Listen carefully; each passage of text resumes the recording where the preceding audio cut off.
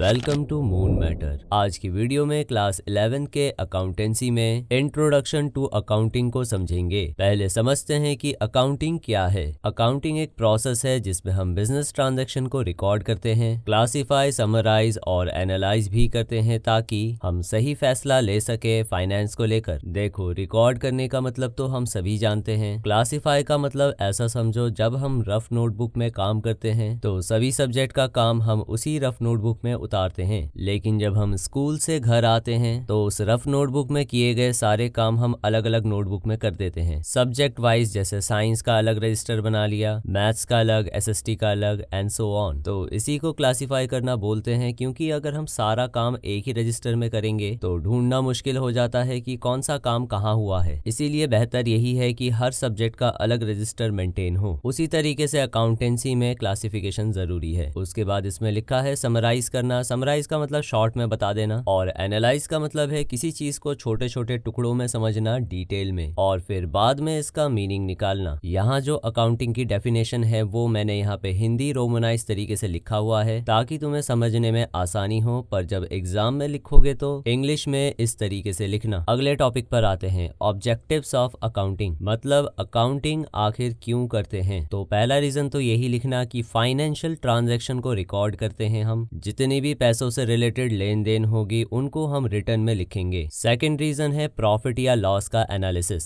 हर business owner जानना चाहेगा कि उसके बिजनेस के अंदर प्रॉफिट हो रहा है या लॉस हो रहा है, तो ये जानने के लिए उसको अकाउंटिंग तो करनी पड़ेगी। अगला रीजन है फाइनेंशियल पोजीशन को जानना, यानी बिजनेस के अंदर कितने एसेट्स हैं या संपत्ति है, या बिजनेस में कितने उधारी या कर्जे वगैरह कर रखे हैं। ये दो चीजें बिजनेस के फाइनेंशियल पोजीशन को दर्शाता है। अगला रीजन है कि अकाउंटिंग फाइनेंशियल डिसीजन लेने में हेल्प करता है, यानी कि पैसों से रिलेटेड जो भी फैसले हमारे होते हैं। और लास्ट में ये भी लिख सकते हो कि गवर्नमेंट को जो टैक्स हमें पे करना होता है या उससे रिलेटेड रूल्स फॉलो करने होते हैं, तो उसके लिए भी अकाउंटिंग जरूरी है। आगे जो अभी अभी हमने पढ़ा उसका इंग्लिश ट्रांसलेशन ये रहा, चाहो तो इसको नोट कर लेना। अगले टॉपिक पर आते हैं, बुक कीपिंग वर्सेस अकाउंटिंग। अक्सर हम बुक कीपिंग को अकाउंटिंग ही समझने लगते हैं, पर दोनों में फर्क है। तो पहला फर्क तो ये है कि बुक कीपिंग में हम केवल रिकॉर्ड ही करते हैं, लेकिन अकाउंटिंग में हम रिकॉर्ड के साथ साथ बाकी के काम भी करते हैं, समराइज करना, एनालाइज करना। बुक कीपिंग की स्कोप की बात करें तो ये अपने तक ही लिमिटेड है, लेकिन अकाउंटिंग में हमें दूसरों को बताना होता है और इसकी मदद से फाइनेंशियल डिसीजंस वगैरह भी लेने होते हैं। बुक कीपिंग करने के लिए तुम्हें कोई प्रोफेशनल स्किल्स की जरूरत नहीं है। On the other hand accounting के लिए तुम्हें प्रोफेशनल स्किल्स की जरूरत पड़ती है। इसीलिए देखा होगा जो छोटे मोटे शॉपकीपर या दुकानदार होते हैं वो लोग तो बुक कीपिंग करते हैं, लेकिन जो बड़ी बड़ी कंपनीज होती हैं वो लोग अकाउंटिंग करते हैं। इसके और भी पॉइंट्स बन सकते हैं, चाहो तो बुक से याद कर लेना। ये रहा इसका इंग्लिश वर्जन, इसको चाहो तो नोट कर लेना।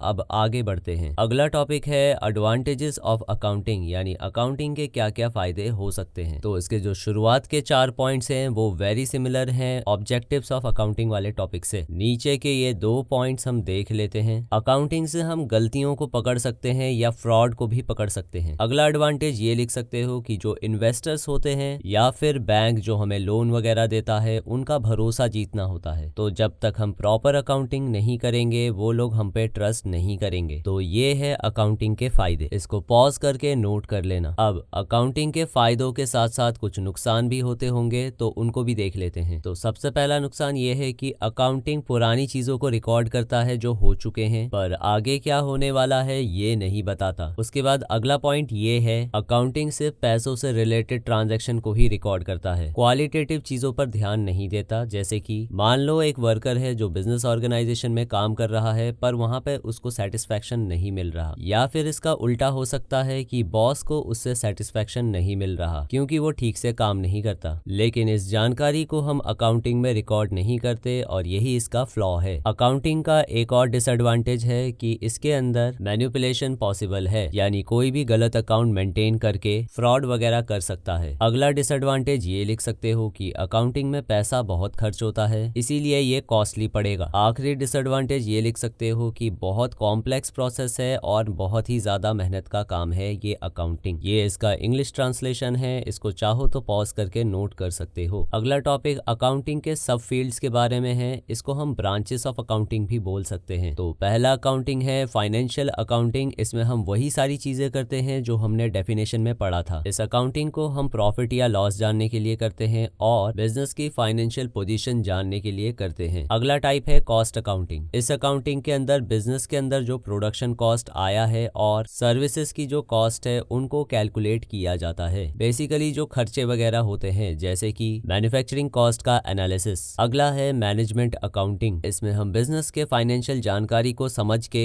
मैनेजमेंट के डिसीजंस लेते हैं, इसीलिए इसको मैनेजमेंट अकाउंटिंग कहा जाता है। जैसे कि बजटिंग हो गया, फाइनेंशियल प्लानिंग हो गया, ये सब इसी में आता है। अगला है टैक्स अकाउंटिंग। इसका तो नाम ही बता रहा है ये किस बारे में है। बिजनेस के अंदर जो टैक्स से रिलेटेड ट्रांजैक्शन होते हैं जैसे कि इनकम टैक्स या जीएसटी, सब इसी में इंक्लूडेड होता है। अगला टॉपिक है सिंगल एंट्री सिस्टम और डबल एंट्री सिस्टम। अकाउंटिंग जो है वो इन दो तरीकों से किया जा सकता है, पर दोनों में क्या क्या फर्क है वो देख लेते हैं। सिंगल एंट्री सिस्टम में केवल इंपॉर्टेंट चीजें ही रिकॉर्ड होती हैं जैसे कैश या पर्सनल अकाउंट वगैरह, लेकिन डबल एंट्री सिस्टम में हर एक चीज को रिकॉर्ड किया जाता है। इस वाले में केवल वन साइडेड एंट्री होती है और इसमें दोनों तरफ एंट्री होती है, डेबिट और क्रेडिट साइड। ये आगे चल के समझ आएगा जब हम चैप्टर्स को आगे पढ़ेंगे। सिंगल एंट्री सिस्टम हमें ज्यादा एक्यूरेसी नहीं देता, मगर डबल एंट्री सिस्टम हमें ज्यादा एक्यूरेसी देता है। अगले पॉइंट में लिखा है कि सिंगल एंट्री सिस्टम में ऑडिट करना मुश्किल है, लेकिन डबल एंट्री सिस्टम में नहीं है। ऑडिट का मतलब ये होता है कि जांच पड़ताल करके ये पता लगाना कि सभी रूल्स एंड रेगुलेशंस को फॉलो किया गया है, प्रोसेस को फॉलो किया गया है या नहीं। इसके अलावा सिंगल एंट्री सिस्टम से हमें फाइनेंशियल पोजीशन का पता नहीं लगता, लेकिन डबल एंट्री सिस्टम में पता लगता है। सिंगल एंट्री सिस्टम छोटे बिजनेस वगैरह यूज करते हैं और डबल एंट्री सिस्टम बड़े बिजनेस। और last but not the least, single entry system का खर्चा बहुत ही कम होता है और डबल एंट्री सिस्टम का खर्चा बहुत ही ज्यादा। ये सारा डिफरेंस इंग्लिश में लिखा हुआ है तो इसको नोट कर लेना या फिर बुक से भी उतार सकते हो। तो इंट्रोडक्शन टू अकाउंटिंग वाला पार्ट कंप्लीट हो चुका है। इसके आगे का नेक्स्ट वीडियो में देखेंगे। तब तक के लिए लेवल अप योर लर्निंग।